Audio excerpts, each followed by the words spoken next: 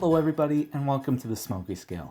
The Smokey Scale is a series where I take a look at a piece of media, whether it be a game or album, and review it not seriously. Today's Smokey Scale episode is all about the Caves and Cliffs Part 2, which released in November 2021, but that also means that this episode is just another overdue review. Just like almost every other episode in the series. Congratulations, me. At least that means when I release the Wild Update review, it'll be on time. Surely, right? Anyways, let's get started.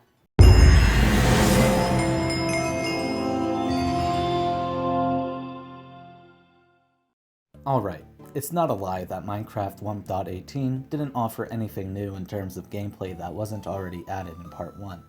However, it's also no lie that this update was massive and absolutely ambitious in terms of what it did for Minecraft as a whole. It completely redid the world generation we had been used to since forever, increasing the world height limit, making the cave biomes actually generate, overhauling cave generation with new types of caves, overhauling the overworld generation, and overhauling mountain generation.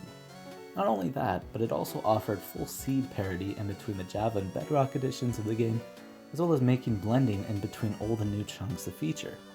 The new generation is so wide and fresh that it has provided me with some of the best experience I've had with this game, with any new content being more expansive than before.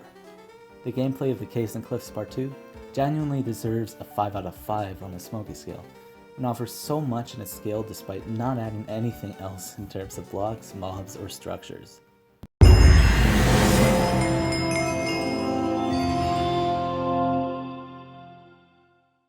This time around, the Caves and Cliffs Part 2 gave us some new tracks in the game, which invited Lennon Rain back into composing, as well as a new composer called Lumi Tanioka. Their music is fantastic and gives a lot more variety aside from the nostalgic C418 music that everyone who has played Minecraft is used to. We also received a new Happy Disc, which is also a great addition. The only complaint I do have for the new music is that C418 is still not returned as a composer. I do hope one day that he comes back. So, the music of 1.18 receives a 4.5 out of 5.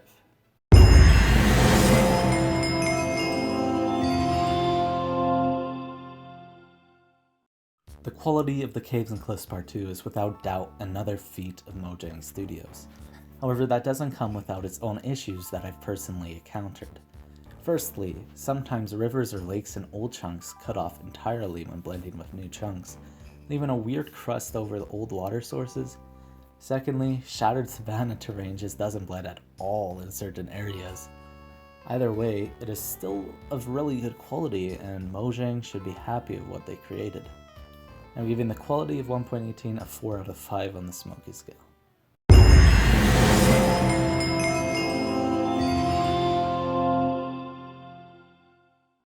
Clearly, the Caves and Cliffs Update Part 2 is an ambitious update that was impressive considering the state of society it was in, and how badly it developed game developers all across the world.